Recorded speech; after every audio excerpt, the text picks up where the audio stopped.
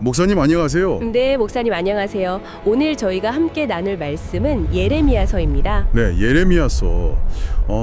유다 왕국이 멸망하던 정말 가장 암울했던 시기 아니었습니까? 맞습니다. 그때 하나님의 심판과 그 눈물 가운데서도 새 언약이라는 놀라운 희망을 선포했던 그 예레미야 선지자의 말씀이죠. 네, 성도 여러분, 오늘 이 말씀을 통해서 불순종에 대한 하나님의 그 공의로우심, 그리고 그럼에도 불구하고 우리를 향하신 그 변함없는 사랑, 또 소망의 메시지를 함께 깊이 묵상하는 시간이 되었으면 합니다. 그렇습니다. 이 시간 정말 이 말씀을 통해 우리 영이 좀 깨어나고 하나님의 마음을 더 깊이 알아가는 그런 귀한 시간이 되기를 소망합니다. 네, 그럼 먼저 예레미야서의 첫 부분부터 좀 살펴볼까요? 네, 좋습니다. 예레미야서 1장부터 25장까지의 내용인데요. 이 부분이 이제 하나님께서 예레미야를 선지자로 부르시는 장면으로 시작하죠. 그 당시 유다 백성들 상황이 하나님을 떠나서 아주 심각한 배교 또 우상 숭배에 빠져 있었던 때라고요. 네, 정말 심각했습니다.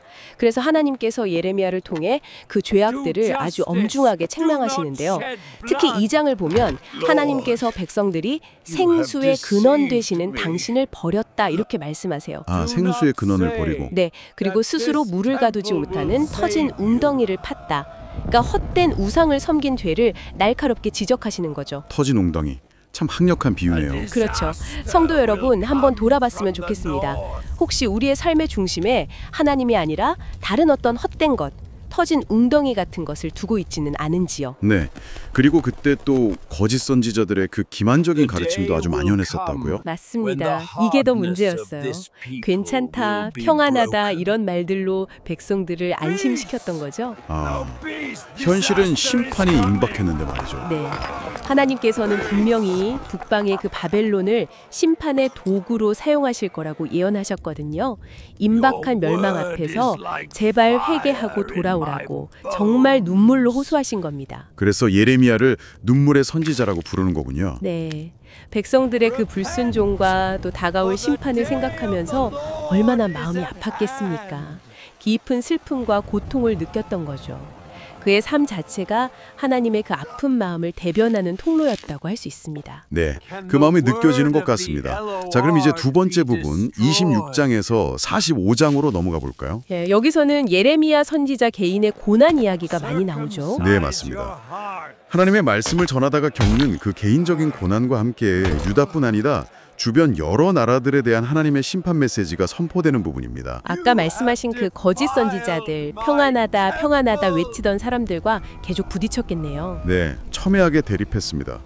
예레미야는 바벨론 포로 생활이 70년 동안 이어질 거다. 이건 정말 듣기 불편한 진실이잖아요. 그렇죠. 받아들이기 힘들었겠죠. 네, 이걸 전하다가 감옥에 갇히고 구덩이에 던져지고 정말 극심한 박해를 받았습니다. 아, 정말 목숨의 위협까지 느끼면서도 말씀을 전한 거네요. 그런데 놀라운 건 그런 고난 속에서도 말씀을 전하는 걸 멈추지 않았다는 겁니다. 특히 이미 포로로 잡혀간 백성들에게 편지를 보내서 위로와 소망을 전하기도 하죠. 그 유명한 말씀이 여기서 나오는군요. 예레미야 29장 11절 말씀. 네, 맞습니다. 너희를 향한 나의 생각을 내가 아나니 평안이요 재앙이 아니니라 너희에게 미래와 희망을 주는 것이니라.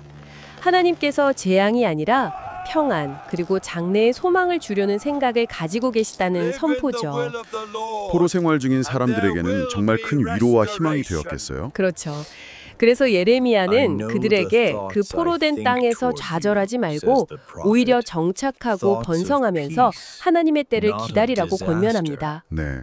하지만 결국 예루살렘은 결국 예레미야의 예언대로 예루살렘은 바벨론에 의해 함락되고 유다 왕국은 멸망하는 비극을 맞이하게 됩니다. 하나님의 말씀은 정말 반드시 성취된다는 것을 보여주는 거죠. 참 엄중한 말씀입니다. 그런데 이렇게 가장 깊은 절망과 심판의 메시지 속에서 예레미야서는 또 가장 빛나는 희망을 이야기하죠. 바로 새 언약입니다. 맞습니다. 예레미야 30장에서 33장에 집중적으로 나타나는데요. 이것이야말로 예레미야서의 핵심 메시지라고 할 수 있습니다. 가장 암울한 시기에 선포된 가장 밝은 약속. 예레미야 31장 31절부터 34절을 보면 하나님께서 장차 이스라엘과 새 언약을 맺으실 거라고 약속하시죠. 네. 근데 이 언약은 과거 시내산에서 맺었던 그 돌판에 새긴 언약과는 다르다고 강조하십니다. 어떻게 다른가요? 하나님께서 당신의 법을 백성들의 마음에 직접 기록하시겠다. 그리고 그들의 죄를 다시는 기억하지 않으시겠다. 이런 놀라운 약속입니다. 마음에 직접 기록하신다.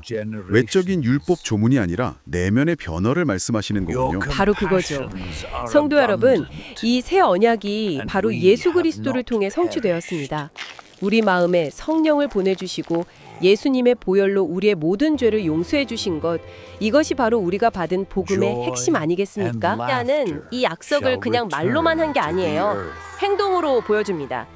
바벨론 군대가 예루살렘을 포위하고 있는 그 절망적인 상황 속에서 하나님의 명령에 순종해서 밭을 사는 장면이 나오죠. 아, 네. 그 밭 사는 이야기 정말 이해하기 힘든 행동인데요. 당시 상황에서는. 그렇죠. 곧 망할 땅인데 그걸 돈 주고 사는 거니까요. 하지만 이건 강력한 상징적인 행동이었습니다. 하나님께서 반드시 유다 땅을 회복시키실 것이라는 확실한 소망을 보여주는 믿음의 선포였던 거죠. 아무리 상황이 절망적이라 할지라도 하나님의 약속은 반드시 이루어진다는 것을 온몸으로 보여준 거네요. 네, 맞습니다. 눈앞의 현실 너머에 있는 하나님의 약속을 붙드는 믿음, 그것을 보여준 것입니다. 성도 여러분, 오늘 저희는 예레미야 말씀을 통해 죄에 대한 하나님의 공의로운 심판, 또 그 가운데서도 결코 포기하지 않으시는 하나님의 사랑, 그리고 마침내 새 언약을 통해 주시는 놀라운 회복의 소망을 함께 나누었습니다.